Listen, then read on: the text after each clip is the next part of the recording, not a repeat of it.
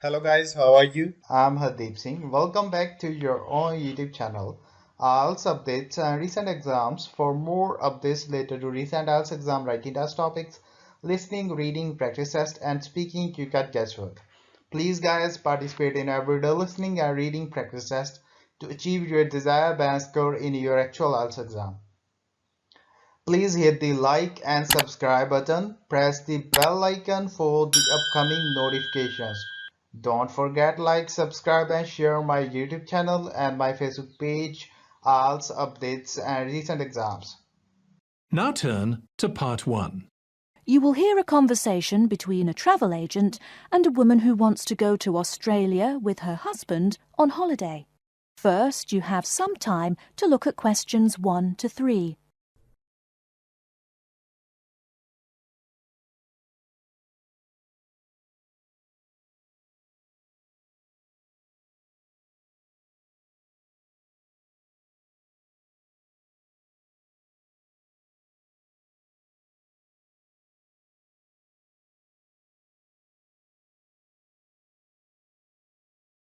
Now we shall begin.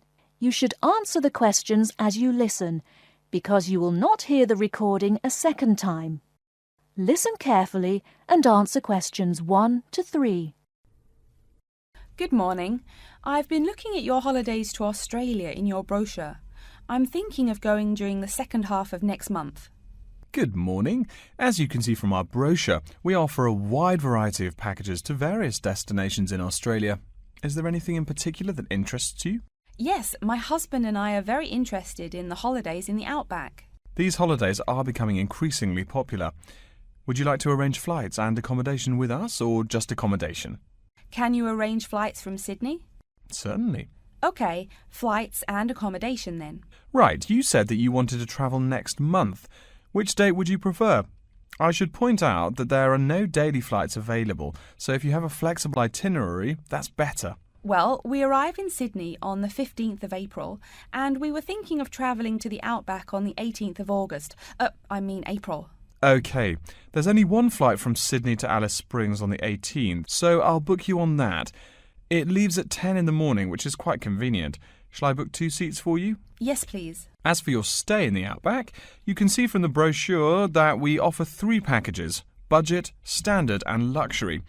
The budget package is about $500 Australian dollars, the standard package is about $700 and the luxury one is approximately $1,000, though it does depend on exactly what you would like regarding extras. Which one would you prefer? Well, we can't decide between the budget and standard options. Well, actually, just looking at my computer here, on the date that you want to fly into Alice Springs, there is no standard accommodation available. It's fully booked, I'm afraid. That's okay. We think that the cheapest one should be fine for us. We don't mind roughing it for a few days, and we don't expect to be spending much time at our accommodations. We prefer the outdoors. Right, let's look at the room options. Before you hear the rest of the conversation, you have some time to look at questions 4 to 10.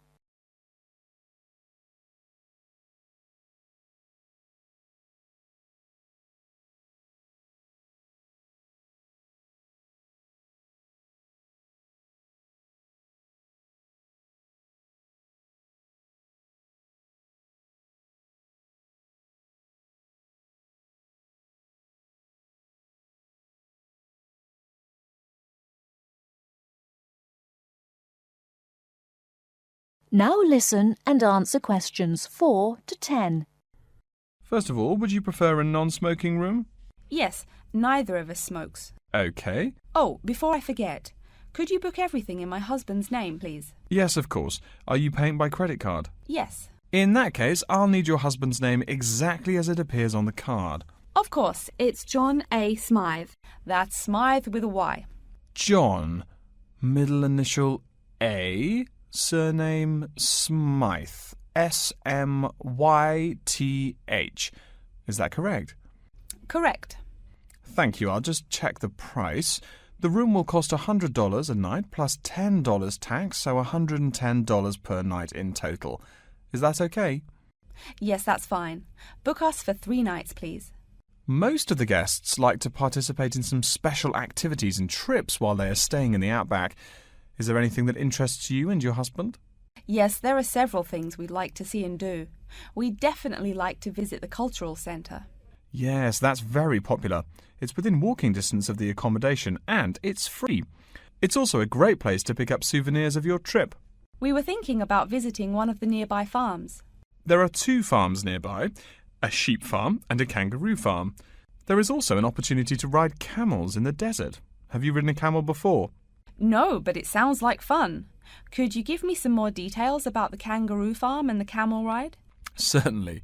The kangaroo farm includes information on how the animals are raised, whilst the camel ride provides information on desert flora and fauna. Which would you prefer? You can arrange to see the kangaroos in the wild if you like, rather than on a farm. That sounds perfect. OK, we'll go on the camel ride and see the kangaroos in their natural habitat. OK, I'll arrange that for you. I forgot to mention that the journey also includes a stop at a place of Aboriginal artwork. It's a place well known for its stone carvings of animals and mythical creatures. That sounds great. Are the carvings in the desert? Yes. Wonderful. Well, that's perfect then. I'm sure you'll have a lovely trip, but remember that you need to take care in the sun. Yes, we're really looking forward to our trip. We really want to try to experience the dream time under the stars. Of course. That's what a trip to the outback is really all about. Yes. Now, how about the cost? That is the end of part 1. You now have 1 minute to check your answers to part 1.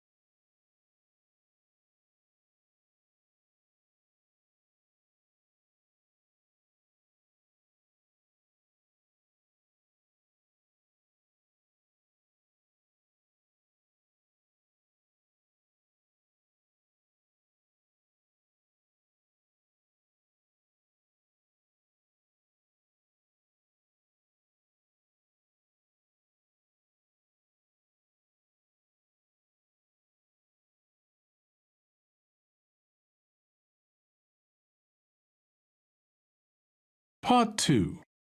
You'll hear an announcement which is looking for some volunteers. First, you have some time to look at questions 11 to 15.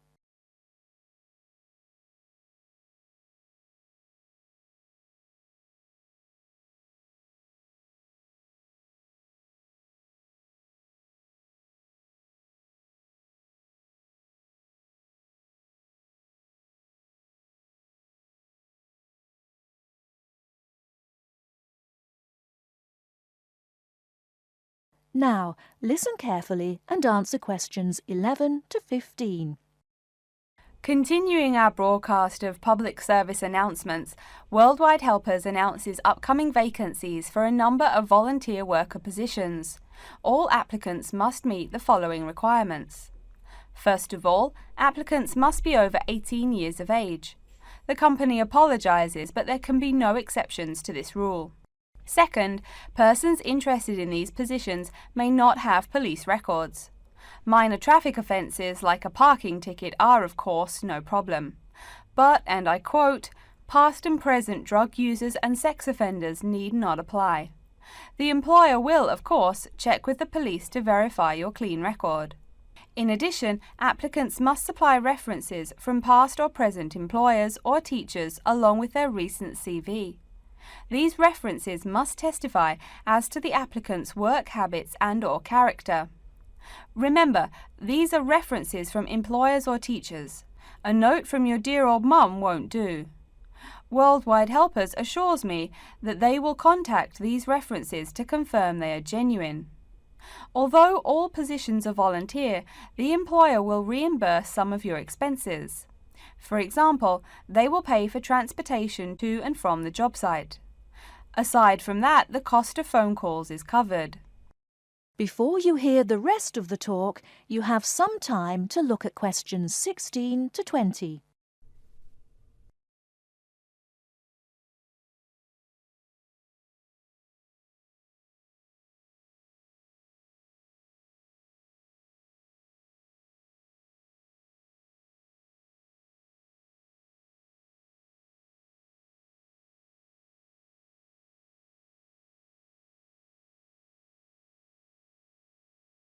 Now listen and answer questions 16 to 20. As for the positions themselves, there are 3 types. The first involves assisting persons confined to wheelchairs. For this position, volunteers must be physically fit and in excellent health. They must be able to lift at least 150 pounds.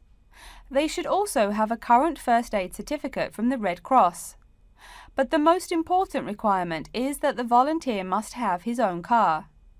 On Tuesday afternoons, the volunteers take their clients to various scenic spots around the city to experience and enjoy nature. If you don't drive, but you'd still like to get involved, the centre has a number of openings for people to read to the blind. Readers must, of course, read English clearly.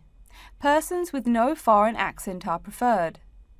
For these positions, you must be available on Monday mornings. Oh, wait, I see a note here. There is one opening for someone who can read Urdu. Apparently, there is a Pakistani blind person who'd like to hear his or her native language, but the other positions are all in English. And finally, there are a limited number of volunteers needed to care for disabled children. I'm sorry, but the information I've been given does not say how many children or what disabilities they have. In any case, you are needed to care for the children for 1 week in August. Apparently, this will be at the close of the summer holiday. I would guess this involves helping them with the routine chores of daily life. Again, volunteers for this position must know basic first aid, be in good health, and be able to lift up to 75 pounds. All applications for this position have to be submitted no later than Monday, August 8th. Applications may be made either by regular postal service, the snail mail, or by email. The mailing address is Worldwide Helpers, Post Office Box 651, East Surrey, BY8 99C. Please write "Attention Mary Smith" on the envelope. Or you can send email to acrawfor@worldwidehelpers.org. That's acrawfor@worldwidehelpers.org. So get out there and do something good. Okay, our next announcement is looking for someone to facilitate tiger breeding at the London Zoo. And get this, it's a strictly volunteer position. That means you don't get paid. Oh my God. I'm sorry, ladies and gentlemen, but I just have to laugh. That is the end of part 2. You now have 30 seconds to check your answers to part 2.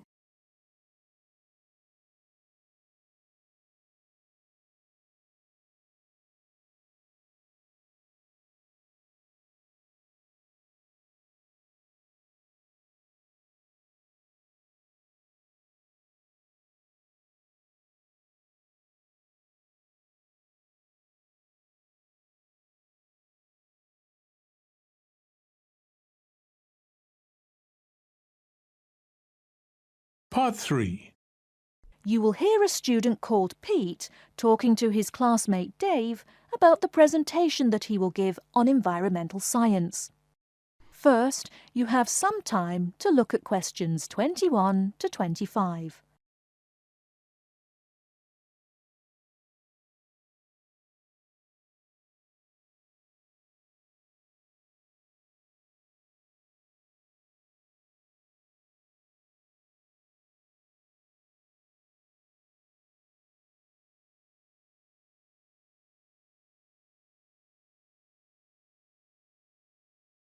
Now listen carefully and answer questions 21 to 25. Are you just leaving the library now? I saw you get there at 8 a.m. Yeah, I've been there all day. What for? They hire a cute new librarian or something? I wish. No, it's the presentation that I will give in environmental science the day after tomorrow. What's it about? I heard you were really excited about the class. And Dr. Schnee also calls you for the arcane questions, as he calls them. It's about environmental damage in the Yucatan. Excuse me, what? Or is that where? The Yucatan. It's a state in southeast Mexico. So what's happening there? Agriculture is having a really adverse impact on the environment. There are too many farmers doing too much farming. It's really destroying the forests and ruining the soil. Deforestation is a major problem there now. How did you learn about this? I don't recall Dr. Schnee saying anything about it in lecture. Yes, but my brother went there last month.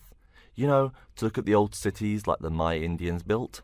That's what first got me interested. Your brother Tom? No, Dick, Harry's twin.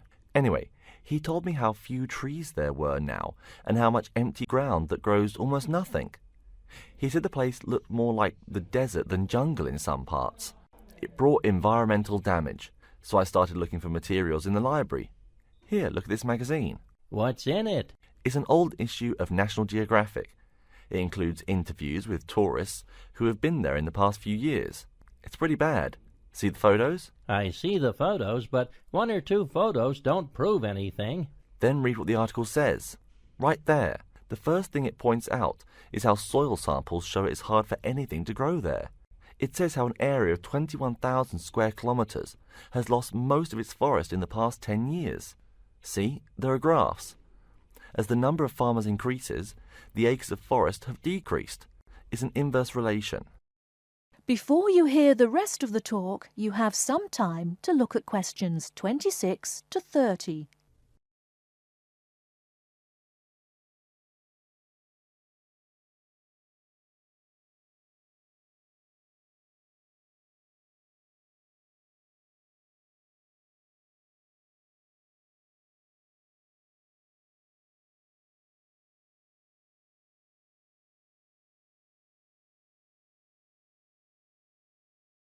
Now listen and answer questions 26 to 30.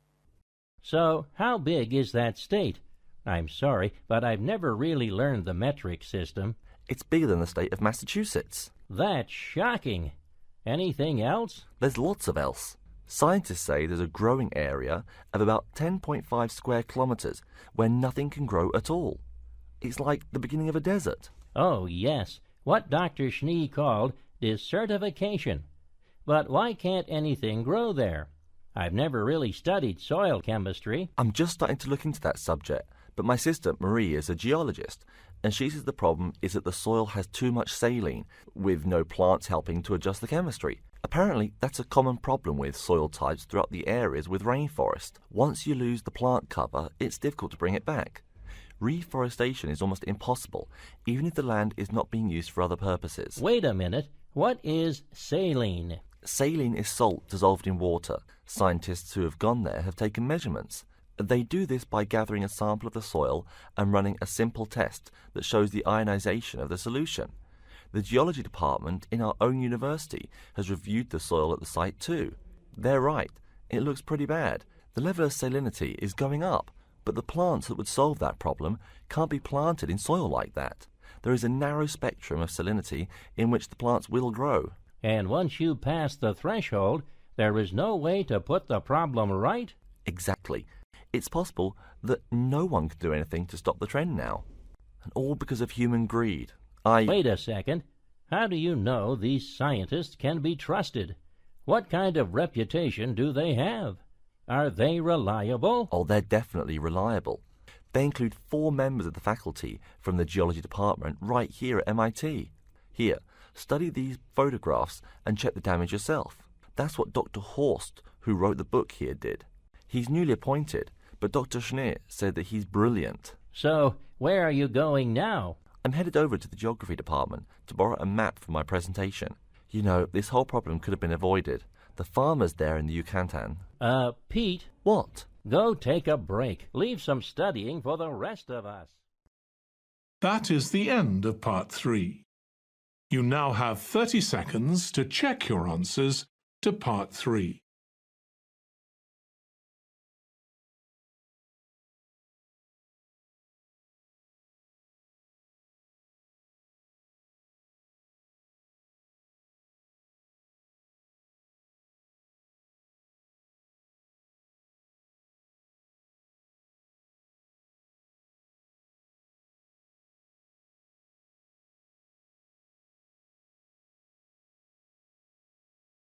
Part 4.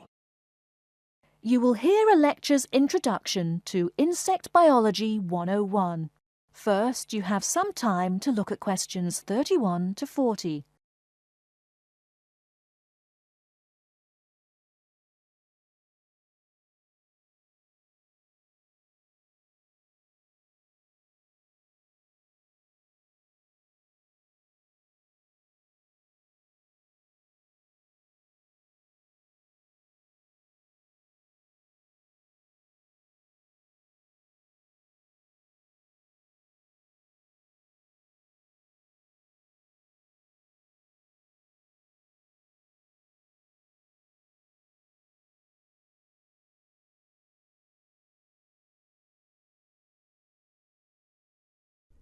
Now, listen carefully and answer questions 31 to 40. Good afternoon and welcome to Insect Biology 101. I'd like to begin this course with a few remarks about good insects and bad ones. Bugs are all around us, and that's both a benefit and an annoyance, sometimes maybe even serious harm. First, let's talk about the good things that insects do for us. Probably the most important insect for humans, and maybe for all other life, is the bee. Bees help plants in the process of pollination, and thus are necessary to most flowers and fruit-producing trees. That is, they carry pollen from male flowers to female. If it weren't for bees, we'd have very few food plants and no fruit either. In fact, there would be no we. No less a thinker than Albert Einstein pointed out that, without bees, humanity would be dead within a year or less. We'd starve. It's that simple. That should maybe make us just a little humble. A little less dramatic is the fact that bees also make the honey we eat. Moreover, they produce beeswax, which is useful in candles and is also used as a first-rate furniture polish. Sure, these may not be vital to our lives, but they can serve as reminders of how important bees are. That's a point I keep coming back to in this course. Though, in all fairness, I should point out that butterflies aid in pollination as well as bees. Now, here in Michigan, what's the worst part of summer? Yep, that's right, mosquitoes. But I'm talking about helpful insects, right? So let's look at the dragonfly first. If there were no dragonflies, there would be even more mosquitoes. Dragonflies mainly eat mosquitoes and also a few other insects. Yes, that's right. They don't just fly around, and they also help to eliminate harmful insects. So the next time you see a dragonfly, don't you dare kill it. Now, let's talk a little about those harmful insects. Take the mosquitoes I just mentioned as an example. Not so many years ago, mosquitoes here in America weren't just annoying, some were even deadly. They carried malaria and yellow fever. My own ancestor, the Confederate General John Bell Hood, lived through the worst battles of Civil War, only to die at age 38 from yellow fever. A pest, not a bullet. Well, besides the mosquitoes, in summer there is also a kind of insect that never seems tired. Right, that is the fly. Before I go on talking, I must mention an African fly called the tsetse fly, which feeds on blood and can cause serious diseases in the people and animals that it bites. Besides, it is still a bearer of sleeping sickness, which affects around 300,000 people every year in Africa, and can be treated only with toxic drugs that are hard to administer. Worse still, the drugs sometimes don't work. Other insects, of course, destroy food crops. In China, for instance, locusts continue to be a danger to the harvest in some areas. Less important, but still annoying, moths eat people's clothes and dust mites slowly destroy carpets. Worse, but still in the home, termites or white ants eat wood, the wood of your house. If they are not stopped, they can eventually destroy the whole building. Usually they seriously damage a building before anyone even notices them. So, as we all know, insects can be a real trouble. So, what to do? You can go ahead and start killing harmful insects. In the early decades after the Communist Revolution in China, Chairman Mao encouraged the people to swat every fly they could see. Slogans on the walls of buildings called them little capitalists. But flies reproduce too quickly for this to be a long-term solution. For some decades in the West, to kill insects with chemicals seemed a good remedy. Unfortunately, chemicals can only be used in a limited area for a limited time. It's a small-scale solution. The insects come back. Worse still, some of the poisons used, like DDT, were found harmful to the environment. Many kinds of wildlife, like hawks, were harmed.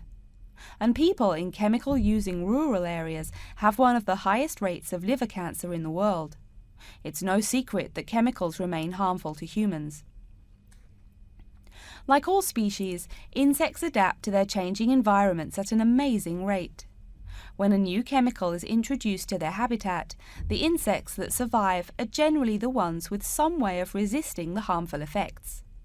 They then breed with the other survivors, and just like that, insects become resistant to most poison in a few generations. An insect generation, remember, is a couple of months at most. So again, we have to ask, what to do? Well, there are biological solutions. Some of these are pretty simple. One is destroying the insect's habitat.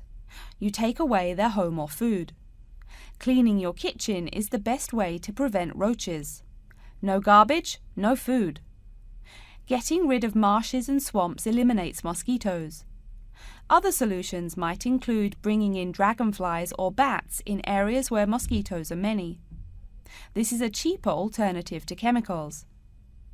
Biological methods like this also bring no extra pollution to the environment. But you have to be careful. If you change the environment too much, you might be hurting other forms of life accidentally. One recent method of controlling insect populations involves interrupting their breeding cycle. What does that mean? It means birth control for bugs. Insects are provided with food that makes them unable to reproduce. Since they can't have babies, the population disappears, or nearly so. And since no young are born, resistance is not a problem, with no young insects developing increased resistance. Interrupt the life cycle, eliminate the bug. It's clear that we must have an understanding of the life cycle of the insect. At least, that's the plan. We'll go into more detail as the course goes along. Now, I will stop here to see whether you have any questions or not. That is the end of part 4. You would now have 10 minutes to transfer your answers to the answer sheet. So guys, don't forget like, subscribe and share my YouTube channel and my Facebook page. IELTS updates and recent exams. For more updates related to recent IELTS exam writing as topics, listening, reading, practice test and speaking, you got guesswork.